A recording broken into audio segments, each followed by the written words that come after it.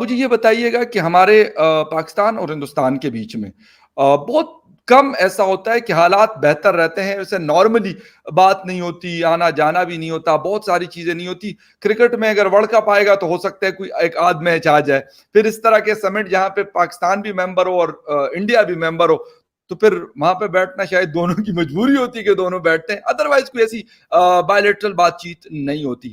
کیا آپ دیکھ رہے ہیں ابھی کہ کچھ بہتری آ سکتی ہے یا مزید ہم ایک دوسرے سے دور ہوں گے، بدتری مزید بڑھے گی؟ دیکھیں جی، ایس سی او میں جو ہے وہ ظاہر ہے کشمیر کا مسئلہ یہ کوشش کریں گے دوبارہ اٹھانے کی وہاں پہ، اوکے کیونکہ انہوں نے رکھنا تو ڈالنا ہے، لیکن ایس سی او کی ایک بڑی واضح جو ہے نا وہ پالیسی ہے جی کہ اگر آپ ایسی کوئی بات کرتے ہیں جس سے ایس سی او کی جو اسموتھ رننگ ہے اس میں رکاوٹ آتی ہے، تو آپ کی جو ممبرشپ ہے وہ کینسل کی جا سکتی ہے۔ یہی وجہ ہے کہ ابھی تک تو یہ ایس سی او اسموتھ چل رہا ہے۔ اوکے اس میں اہم بات جو ہمیں دیکھنی چاہیے وہ یہ ہے کہ کل غالباً اب ایران کو بھی ممبرشپ ایس سی او کی دے دی گئی ہے، جس کے بعد ایران ایس سی او میں بیٹھے گا۔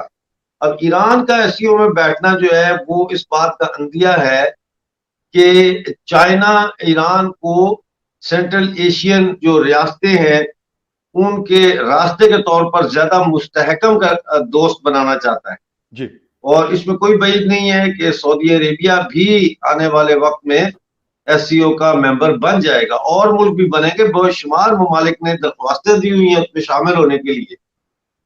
تو اب اس میں ہندوستان اور پاکستان وہاں جا کے بیٹھیں گے، لیکن یہ کیا بات کریں گے، I really don't have a clue. Hindustan جو ہے وہ کوشش کرے گا کہ ایسی گفتگو ہو جو نیوٹرل گراؤنڈز پہ کی جائے، پاکستان ایسی گفتگو کی کوشش کرے گا جو کنفلکٹنگ گراؤنڈز پہ ہو، جس میں کشمیر آ جاتا ہے اور بے شمار چیزیں۔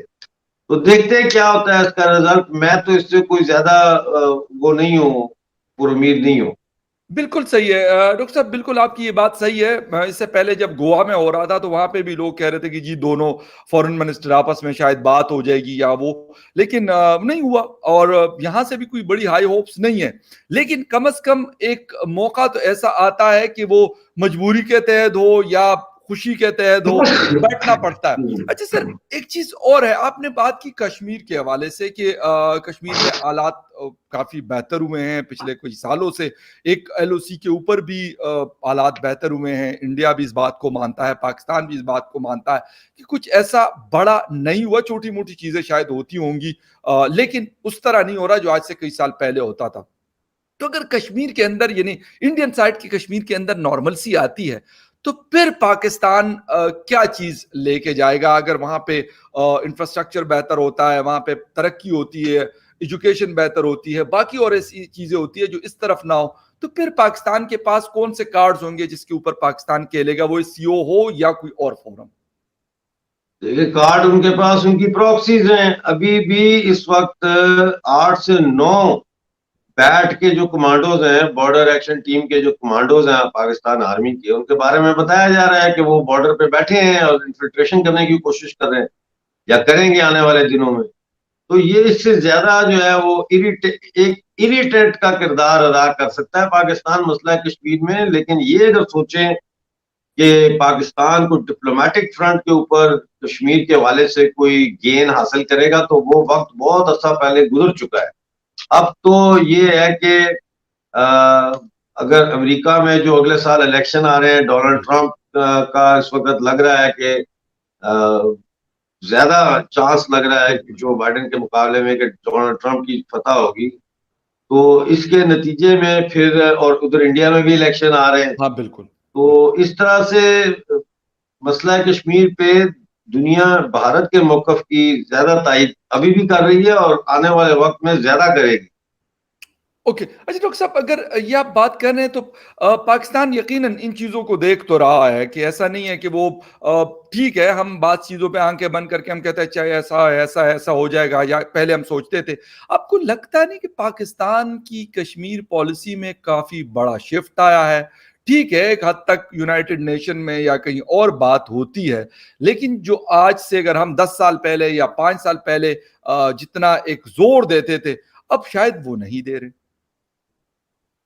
نہیں, جہاں موقع ملتا ہے وہاں یہ ضرور جو ہے خنجر گھونٹتے ہیں کمر میں, ایسی بات نہیں ہے. اور ابھی یہ جو تھوڑا سا 2 سال سے سیز فائر چل رہی ہے لائن آف کنٹرول پہ, وہ ایک تو افغانستان کی وجہ سے کہ افغانستان میں انہوں نے گھس بیٹھ کر کے تو طالبان کو اقتدار میں لانا تھا, تو ادھر ان کو ذرا خاموشی چاہیے تھی. اور دوسرا یہ کہ جو تھوڑی بہت خاموشی نظر آتی ہے اس کی وجہ یہ کہ کشمیر میں, جموں کشمیر میں انڈین گورنمنٹ, آرمی, پولیس اور اسپیشل فورسز نے مل کے جو ہے بہت آپریشن کیے ہیں, اور اس کے نتیجے میں جو جہادی تنظیمیں تھیں اور پاکستان کی جو پراکسیز تھیں ان کے بہت سارے سلیپر سیل بسٹ کیے ہیں. جو سیکیورٹی گریڈ ہے لائن آف کنٹرول پہ اس کو بڑا انہانس کیا ہے, وہاں پہ کیمرے لگائے ہیں, ڈرون سرویلنس ہو رہی ہے. تو اس بڑے پیمانے پہ گھس بیٹھ نہیں ہو پا رہی ان سے کہ کوئی بہت بڑا وہاں پہ تباہی مچائے. انہوں نے G20 پہ کوشش کی تھی جہاں باز فورس کے ذریعے, لیکن وہ اتنی ایکسپوز ہو گئی کہ پھر وہ نہیں کر سکے. اور G20 کے اوپر اگر یہ کرتے, پاکستان کرتا, تو پھر انٹرنیشنل لیول پہ بہت بڑا بیک لیش آنا تھا پاکستان کے لیے, کیونکہ لوگ بیوقوف تو نہیں ہیں. تو جب اتنی سارے دنیا کے ممالک کے نمائندے وہاں آ کے اجلاس کر رہے ہیں اور آپ وہاں پہ ٹیررسٹ ایکٹیویٹی کرتے ہیں, تو پھر آپ بہت ہی زیادہ بیڈ بکس میں چلے جاتے ہیں. تو میں سمجھتا ہوں کہ پاکستان اس وقت جو کوشش کر رہا ہے وہ یہ ہے کہ جو پاکستانی قبضے والا جموں کشمیر ہے وہاں پہ مذہبی انتہا پسندی کو فروغ دیا جائے, وہاں پہ لوگوں کے مائنڈ سیٹ میں دو قومی نظریہ اور پاکستانیت اور اس قسم کی جو یہ چیزیں ہیں ان کو زیادہ مضبوطی کے ساتھ لوگوں کے ذہنوں میں جو ہے بٹھایا جائے. اور اگر کوئی پاکستانی قبضے والے جموں کشمیر کا لیڈر یا کوئی ایون کے پرائم منسٹر اگر کوئی ایسی کام کرتا ہے جس سے لوکل لیول پہ لوگوں کو امپاور کیا جا سکے, تو ان کو وہ پھر ہٹوا دیتے ہیں. ابھی تنویر الیاس کو 30 سال بعد بلدیاتی انتخابات کرانے کے جرم میں عدالت کی طرف سے توہین عدالت کا نوٹس دے کے فارغ کر دیا, اور پی ڈی ایم کی گورنمنٹ بنا دی ہے وہاں پہ. اب جو آپ کے جو جسے آزاد کشمیر کہتے ہیں وہاں پہ اب جو سرکار ہے اس میں وزیر پیپل پارٹی کے بھی ہیں, نون لیگ کے بھی ہیں, فارورڈ بلاک جو پی ٹی آئی میں سے نکلا تھا اس کے بھی ہیں. تو اور ڈیولپمنٹ فنڈ نہیں دے رہے لوکل کاؤنسلرز کو. اسی تو اس وقت ان کی کوشش یہ ہے کہ کوئی تبدیلی جو ہے کسی لیول پہ بھی اسٹیٹس کو میں پی او جے کے تبدیلی نہ آنے دی جائے, اور اس کے اوپر جو ہے وہ جہادی نیریٹو, اور جس طرح پاکستان آرمی کے آفیسر جا کے لائن آف کنٹرول پہ جو کالجز ہیں اسکولز ہیں میں جا کے پولیٹیکل لیکچر دیتے ہیں, یہ ساری چیزیں وہ کر رہے ہیں.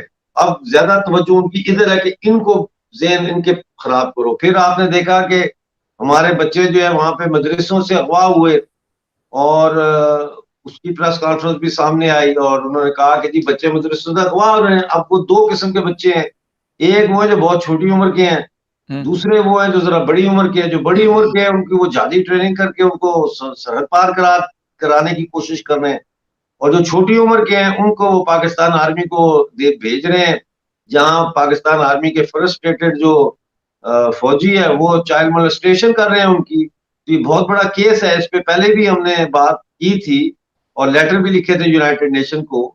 تو یہ ہو رہا ہے پی او جے کے میں, پاکستان بس یہی کر رہا ہے. لیکن سر اگر یہ ساری چیزیں ہو رہی ہیں تو پھر نارملسی کیسے آ رہی ہے؟ اگر یہ ساری چیزیں نارملنسی نہیں آ رہی نا, نارملنسی تو صرف ادھر آ رہی ہے, انڈین جموں کشمیر میں آ رہی ہے. پاکستانی جو جموں کشمیر ہے قبضے والا, یہاں تو نارملنسی نہیں ہے, یہاں تو مظاہرے جاری ہیں. ابھی تو صرف عید کی وجہ سے ایک ہفتہ تھوڑا خاموش گزرا ہے, لیکن وہاں تو یہاں تو ہر وقت مظاہرے ہو رہے ہیں.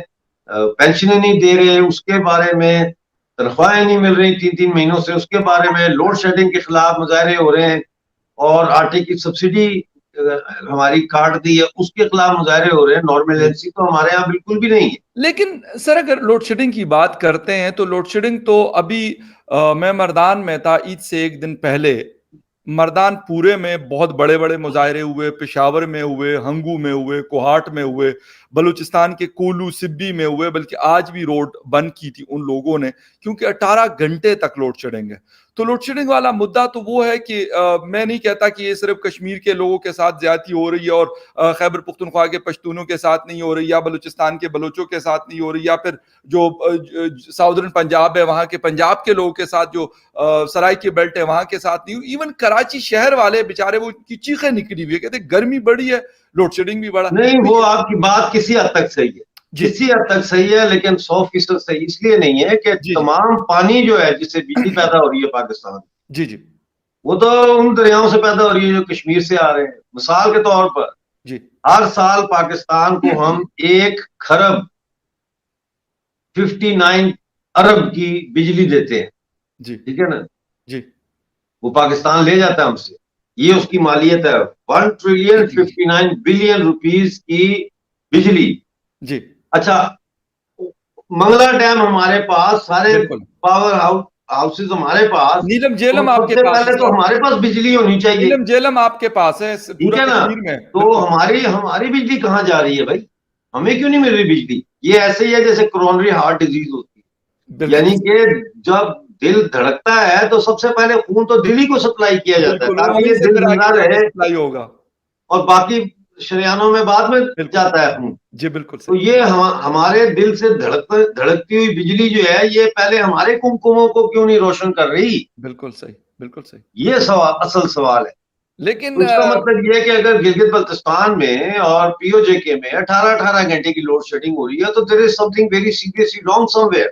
میں نے کہا کہ یہ خیبر پختونخوا میں, بلوچستان میں, سندھ میں, انٹیریئر پنجاب, ساؤدرن پنجاب میں یہ لوڈ شیڈنگ ہو رہی ہے 18 گھنٹے تک, اور یقیناً جی بی اور کشمیر بھی اسی میں شامل ہے. میں یہ نہیں کہتا کہ ان کے پاس کوئی لوڈ شیڈنگ نہیں ہوتی اور ان کو بڑے 24/7 جو ہے وہ الیکٹریسٹی مل رہی ہے.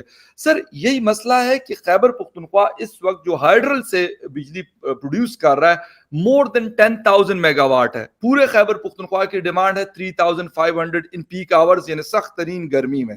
لیکن ہمارے پاس جو ہمیں بجلی مل رہی ہے بمشکل 1800 سے 2000 میگا واٹ مل رہی ہے. 1500-1600 کا شارٹ فال رہتا ہے, جس کی وجہ سے ہم یہ اس سخت گرمی میں, یعنی فیل لائک ابھی کچھ دن پہلے 51 تھا, اور یقیناً پورے پاکستان میں اسی طریقے کے حالات ہے. ایسا نہیں ہے کہ کوئی بڑے ٹھنڈا موسم رہتا ہے. یہ میں کہنا اس لیے چاہ رہا ہوں کہ یہ پورے ایک پاکستان کا مسئلہ ہے. ہاں باقی ایشوز کچھ ایسے ہو سکتے ہیں کہ جو صرف کشمیر میں ہو سکتے ہیں یا صرف جی بی میں ہو سکتے ہیں. سر نیکسٹ 5 ایئر میں جو انڈین سائڈ کا کشمیر ہے, یا جس کو ہم مسئلہ کشمیر کہتے ہیں, کہاں پہ آپ کو نظر آ رہا ہے کہ یہ مکمل طور پہ ختم ہو جائے گا؟ جس طرح امریکہ ایک سپر پاور ہے, وہ اس طریقے سے اب اس پہ بات نہیں کرتا. او آئی سی یا پھر عرب لیگ کی اگر ہم بات کرتے ہیں, سعودی عربیہ کی, وہ اس طریقے سے بات نہیں کرتا. اور بھی بڑے سارے ایسے لوگ تھے جو کچھ سال پہلے بہت زیادہ زور و شور سے پاکستان کے ساتھ کھڑے ہوتے تھے, لیکن اب انہوں نے مکمل خاموشی اختیار کر لی.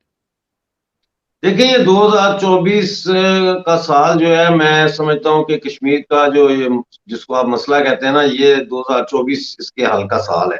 اچھا, 2025 لگا لیں, بہت اگر کوئی ڈیلے ہو جاتی ہے تو 2025 سے آگے نہیں دیکھ رہا میں مسئلہ کشمیر, ون وے اور دی ادر. رائٹ رائٹ, ہاں جی, صحیح. اچھا سر, ایک چیز اور ہے, اور وہ یہ ہے کہ آئی ایم ایف نے ہمیں ایک دفعہ پھر 27ویں دفعہ ہمارے اوپر انہوں نے ٹرسٹ کیا ہے فائنلی, اور انہوں نے ہمیں پیسے بھی دے دیے ہیں. بڑی خوشی منائی جا رہی ہے, کافی مبارکبادیاں بھی دی گئی ہیں. کیا سمجھ رہے ہیں کہ سر, اور شاید دنیا کے ہم وہ کنٹریز میں سے آج شامل ہو گئے ہیں کہ جنہوں نے چوتھی مطلب سب سے زیادہ لون پکڑا آئی ایم ایف سے, کہ واقعی یہ خوشی کا مقام ہے کہ بہت افسوس کا مقام ہے کہ ہمارے ساتھ پڑوس میں افغانستان کسی سے لون نہیں رہ رہا, 2 سال سے بہترین سروائیو کر رہا ہے ہمارے سے بہتر حالات میں. دیکھیں سب سے پہلے تو یہ ہے کہ یہ جو لون انہوں نے ابھی دیا نہیں ہے لیکن دیں گے over certain period of time 3 billion کا. جی بالکل. تو اس پہ یہ خوشی نہیں منا رہے کہ آئی ایم ایف لون دے دیا, وہ یہ خوشی منا رہے کہ آئی ایم ایف کو دیکھ کے باقی لوگ بھی ہمیں قرضہ دیں گے. مائنڈ سیٹ دیکھیں آپ, زبردست. میں سمجھتا ہوں کہ پاکستان میں اکثریت تماش بینوں کی ہے. آپ دیکھیں, یہ عید آئی تھی قربانی والی, جی, پورے پاکستان میں جو جیو نیوز کی رپورٹ ہے 376 بلین روپیز کی لوگوں نے قربانی کی ہے. 376 ارب روپے کی قربانی. میں نے تو سر پکڑ لیا. کہاں گیا پاکستان کا نیشنلزم, کہاں گئی ان کی اجتہاد کی سوچ, کہاں گئے ان کی انسانی ہمدردی. یعنی ایک مقروض ملک ہے, ان کو پتا ہے, اور $1 ارب سے زیادہ انہوں نے بکرے ذبح کرنے پہ لگا دیے, بجائے اس کے کہ وہ حکومت پالیسی بناتی کہ سال کوئی قربانی نہیں کرے گا, قربانی کی رقم قرضہ اسکیم میں جمع کرائے کہ ہم نے قرضے دینے ہیں. تو یہ دے آر ناٹ سیریس. یہ پاکستان کے لوگ بھی اور پاکستان کی سرکار بھی دے آر ناٹ سیریس. یہ ڈنگ ٹپاؤ پالیسی چل رہی ہے پاکستان میں. اور یہ IMF کا لون جو ہے, یہ ابھی آئندہ آپ جب جائیں گے بیل آؤٹ کے لیے تو آپ کو ہو سکتا ہے 5 بلین کا لون چاہیے ہو, کیونکہ قرضہ ایک ایسی چیز ہے کہ اس پہ سود لگنے کی وجہ سے آپ کی ایک تو ضرورتیں پوری نہیں ہوتی. وقتی طور پر آپ ہائپر چیز پہ گاڑی لے لیں گے, محلے میں لوگ دیکھیں گے واہ جی واہ ہونڈا اکارڈ نکلوا لی ہے فخر صاحب نے, لیکن ان کو یہ پتہ نہیں ہے کہ اس کی قسط کتنی ہے. پھر آپ فریج بھی لے لیں گے قسطوں پہ, اچھا ہائر کا, جی. پھر آپ بینک سے قرضہ لے کے گھر بھی خرید لیں گے, لیکن آپ کو پھر پتا چلے گا کہ بھائی میں نے تو اپنی تنخواہ سے زیادہ, اپنی آمدن سے زیادہ میں نے خرچہ کر لیا قرضے پہ, تو اب میں دوں کیسے؟ تو پھر آپ مانگیں گے, مانگنا شروع کریں گے, اور پھر آپ جب نہیں پیسے ہوں گے تو آپ اپنا گھر سستے داموں بیچ دیں گے. کروڑ کا لیا آپ 80 میں بیچ دیں گے, 70 میں بیچ دیں گے کہ جان چھوڑاؤ میں. تو یہ ایک ایسا سائیکل ہے جس میں سے پاکستان کے نکلنے کا مجھے کوئی چانس اس وقت تو نظر نہیں آتا. کیونکہ جیسا میں کہتا ہوں پاکستان میں جس سیاسی پارٹی کی ضرورت ہے, جس سیاسی بیانیے کی ضرورت ہے, وہ سیاسی بیانیہ ابھی تک وہاں بنا ہی نہیں ہے. اور پاکستان کی سیاست جو ہے وہ ابھی بھی اقتدار کے ایوانوں میں موجود مختلف سیاسی جماعتوں کے درمیان ایک میوزیکل چیئر کے پیکٹ کی طرح ہے. جیسے میوزیکل چیئر ہوتا ہے اس میں ایک پیکٹ ہوتا ہے, وہ آپ پاس کرتے ہیں, دوسرا دوسرے کو پاس کرتا ہے, جیسے میوزک بند ہوتا ہے وہ جس کی گود میں ہوتا ہے وہ